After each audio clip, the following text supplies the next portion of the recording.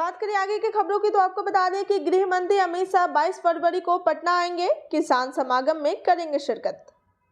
बक्सर के चौसा में मुआवजे की मांग को लेकर धरना दे रही किसानों पर पुलिस के कहर और कार्रवाई के मामले में राज्य सरकार की स्थिरता को भाजपा ने दूर तक पहुंचाने की तैयारी शुरू कर दी है। इसी क्रम में शनिवार को भाजपा के राज्यसभा सदस्य विवेक ठाकुर ने प्रेस वार्ता कर किसानों की आवाज बुलंद करने की घोषणा की।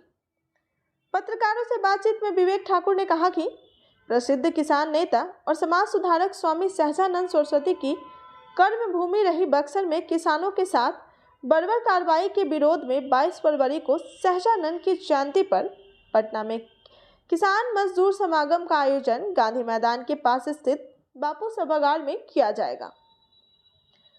बिहार में बदला मौसम का मिजाज, छाए रहेंगे बादल, इन जिलों में बारिश की संभावना। प्रदेश में एक बार फिर मौसम का मिजाज बदल गया है। बंगाल की खाड़ी अब अरब सागर से नमी युक्त हवा चलने से राजधानी समेत प्रदेश के छपरा डेहरी में सुबह के समय हल्की बारिश हुई। वहीं प्रदेश के शेष भाग का मौसम शुष्क बना रहा।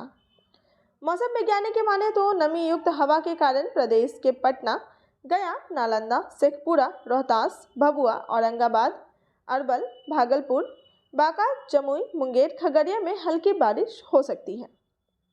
शेष भागों का मौसम सामान्य बना रहेगा। प्रदेश के उत्तर पूर्व, उत्तर मध्य, दक्षिण मध्य और दक्षिण पूर्व भागों में सुबह के समय अगले 2 दिनों तक कोहरे छाए रहने की संभावना है। 5 दिनों के दौरान प्रदेश के न्यूनतम तापमान में 2 से 5 डिग्री की वृद्धि के आसार दिखेंगे। नमस्कार, आप सभी का स्वागत है हमारे चैनल ट्रेंडिंग नव भारत पे। धीरेन्द्र शास्त्री के चमत्कारों से जुड़े विवाद की कहानी। कभी एक वक्त था कि खाना मिलना था मुश्किल। आखिर कौन है धीरेन्द्र शास्त्री और क्यों इतनी चर्चा में है, और ये क्या है बागेश्वर धाम की कहानी, आइए आपको बताते हैं विस्तार से। नमस्कार, आप सभी का स्वागत है हमारे चैनल ट्रेंडिंग नव भारत पे। मध्य प्रदेश के बागेश्वर धाम सरकार पंडित धीरेन्द्र शास्त्री आजकल चर्चा में है।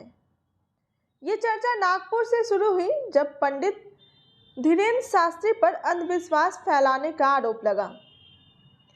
अंधश्रद्धा निर्मूल समिति ने कहा कि जब बागेश्वर धाम सरकार को चमत्कार साबित करने के लिए चुनौती दी गई है तो कथा के बीच में छोड़कर वह चले गए। इसके बाद पंडित धीरेन्द्र शास्त्री का भी बयान आया। उन्होंने चुनौती देने वाले को रायपुर बुलाया, जहां अभी उनकी रामकथा चल रही है। शुक्रवार को पंडित धीरेन्द्र शास्त्री के कई मीडिया कर्मियों के सामने चमत्कार करने का दावा किया। बता दें कि एक नेशनल न्यूज चैनल के रिपोर्टर के चाचा का नाम लेकर मंच से बुलाया, और अब ये वीडियो भी काफी तेजी से वायरल हो रहा है। पंडित धीरेन्द्र शास्त्री के अनुयायी में इसे चमत्कार मानते हैं। बागेश्वर धाम सरकार पंडित धीरेन्द्र शास्त्री की कथा के दौरान लोगों की समस्याएं सुनने और उसका समाधान करने का दावा किया जाता है। कहा जाता है कि भूत प्रेत से लेकर बीमारी तक का इलाज बाबा की कथा में होता है। बाबा के समर्थक दावा करते हैं कि बागेश्वर धाम सरकार इंसान को देखती है और उसकी हर तरह की परेशानी जान लेते हैं और उसका समाधान करते हैं। वहीं बागेश्वर धाम सरकार का कहना है कि वो लोगों की अर्जियां भगवान तक पहुंचाने का जरिया मात्र हैं, जिन्हें भगवान सुनकर समाधान देते हैं। इन्हीं दावों को नागपुर की अंधश्रद्धा निर्मूल समिति ने चुनौती दी है और यहीं से विवाद की शुरुआत हुई। क्या है बागेश्वर धाम का इतिहास? छतरपुर के पास एक जगह है गढ़ा, यहीं पर बागेश्वर धाम है। यहाँ बालाजी हनुमान जी का मंदिर भी है और हर मंगलवार को बालाजी हनुमान जी के दर्शन को भारी भीड़ उमड़ती है। धीरे धीरे इस दरबार के लोग बागेश्वर धाम सरकार के नाम से पुकारने लगे। ये मंदिर सैकड़ों साल पुराना बताया जाता है। सन 1986 में इस मंदिर का रिनोवेशन कराया गया था और 1987 के आसपास यहाँ एक संत बाबा जी सेतुलाल जी महाराज आए। इनको भगवान दास जी महाराज के नाम से भी जाना जाता है।